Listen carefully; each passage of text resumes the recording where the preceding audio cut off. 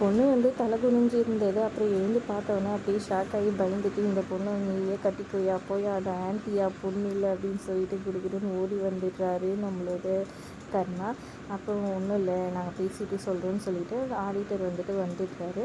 அதுக்கப்புறம் இங்கே பார்த்திங்கன்னா ஒரு பக்கம் வந்துட்டு இந்து வேலைக்கு கிளம்புறாங்க.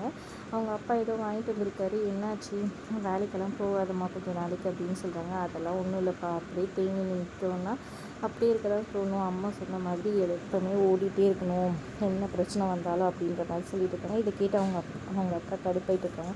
நம்மளா இருந்தால் ஒரு வாரத்துக்கு எங்கேயோ போயிருக்க மாட்டோம், இவ பாட்டு கிளம்பி நிற்கிறாளேன்னு கடுப்பாயிட்டு இருக்காங்க. ஒரு பக்கம் அவங்க பாய் ஃப்ரெண்டை போய் பார்க்குறாங்க. பாய் ஃப்ரெண்ட்கிட்ட வந்துட்டு இன்டர்வியூ ப்ரிப்பேர் பண்ணோம், 1 வீக்குக்கு எதுவும் டிஸ்டர்ப் பண்ண வேணாம்னு சொல்கிறாங்க. என்ன பேபி இப்படி பண்ணுற, நீ வந்துட்டு எங்கள் வீட்டில் சொல்லிவிடு, நம்ம கல்யாணம் பண்ணிக்கலாம், எங்கள் வீட்டில் கல்யாணத்துக்கு ப்ரெஷர் பண்ணுறாங்க, பிஸ்னஸ் எல்லாம் பார்த்துக்கணுன்றாங்க, அதனால் நம்ம கல்யாணம் பண்ணிக்கலாம், நீ சொல்லலைன்னா நான் எங்கள் வீட்டுக்கிட்ட சொல்லி உங்கள் வீட்டில் பொண்ணு கேட்கறதுக்கு வரேன்னு சொல்கிறாங்க. எங்கள் அப்பா ரொம்ப ஸ்ட்ரிக்ட்டு, அவர் நான் என் சொந்த காலில் நிற்கணும்னு நினைக்கிறாரு, கல்யாணம் பண்ண முடியாது, இப்போதைக்கு வேலைக்கு போகணும், அதான் எங்கள் அப்பா எதிர்பார்க்குறாரு, வேலைக்கு போயிட்டு நான் எங்கள் அப்பா கிட்டே இதை பற்றி பேசுகிறேன் அப்படின்னு சொல்லி நடிக்கிறாங்க. இவங்க பணக்காரன்றதையும் மெயின்டைன் பண்ணுறாங்க. அதுக்கப்புறம் இங்கே பார்த்திங்கன்னா கர்ணா வந்துட்டு வண்டியில் போயிட்டுருக்காரு. அப்போ திடீர்னு ஏதோ கூட்டமாக இருக்குது, என்னடா எதுன்னு நெட்டி பார்க்குறாரு. அவங்க ஃப்ரெண்டு கூட வேலை செய்கிற அந்த குட்டி பையன், கடையில் இருக்க அந்த பையனும் கூட வந்திருக்கான். வந்து என்னடா இதுன்னு விளக்கி பார்க்க அங்கே வந்துட்டு செல்வியோட அப்பா விழுந்து கிடக்குறாரு. என்னாச்சுன்னு தெரியல, மயங்கியிருக்காருன்னு சொன்னோன்னா உடனே ஆட்டோவை பிடிச்சி கர்ணா வந்துட்டு கூட்டிகிட்டு போகிறாரு ஹாஸ்பிட்டலுக்கு.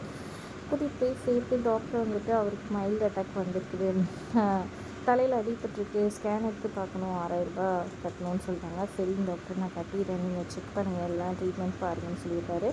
அப்புறம் இவர் போய் கீழே கட்டிகிட்ருக்காரு. அப்போ ஆடிட்டர் கால் பண்ணுறாரு, எங்கே இருக்குன்னு கேட்க, இந்த மாதிரி அந்த ஆளுக்கு வந்துட்டு விழுந்துக்கிருந்தான், அதனால் ஹாஸ்பிட்டலில் சேர்த்துருக்கேன்னு சொல்லிட்டு சொல்ல, நம்ம கடன் வசூலிக்கிட்டோன்னு நெத்தி, நான் விழுந்துருந்தா நீ ஆட்டோ ஒன்று பிடிச்சி அனுப்பிச்சி என்னென்ன, நீ எதுக்கு அங்கெல்லாம் போகிற, நீ உடனே கிளம்பி வா, நான் எப்படி விட்டு வந்துட சொல்கிற அப்படின்னு சொல்லி கேட்க, ஒரு வேலை வந்துட்டு அந்த ஆளுக்கு ஏதாவது ஒன்று ஆச்சுன்னா அந்த ஏரியாக்காரங்க மொத்த பேரும் நீ கடத்தி வச்சுருந்தது இது எல்லாமே தெரியும், உங்கள் மேலே பழிய போட்டுருவாங்க, ஒழுங்காக நீ கிளம்பி வந்துடு இதோட அப்படின்னு சொல்கிறாரு. அவர் சொல்கிறதும் கரெக்டானு சொல்லிட்டு அந்த குட்டி பையனை கூப்பிட்டு கர்ணா வராரு. இங்கே வீட்டுக்கு ஃபோன் பண்ணி சொல்லிடுறாங்க, அதாவது செல்விக்கு இன்ஃபார்ம் பண்ணிடுறாங்க அவங்க அப்பா அட்மிட் ஆகிருக்காருன்னு சொல்லிட்டு. உடனே செல்வி இந்துக்கு கால் பண்ணி சொல்லி அழுகுறாங்க. இந்து உடனே வரேன்னு சொல்லி அவங்க ஃப்ரெண்டு கூட கிளம்பி வராங்க. அவங்க உள்ளே வரத்துக்கும் கர்ணா வெளியே போகிறதுக்கும் கரெக்டாக இருக்குது. வந்து ரிசப்ஷனில் கேட்டுட்டு நேராக வந்து விசாரிக்கிறாங்க.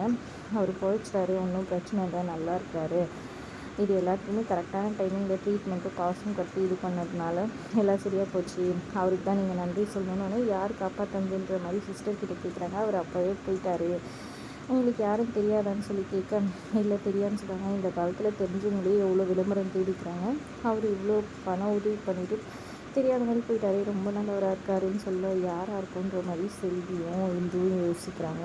அதோட எபிசோட் முடியுது. தேங்க்ஸ் ஃபார் வாட்சிங்.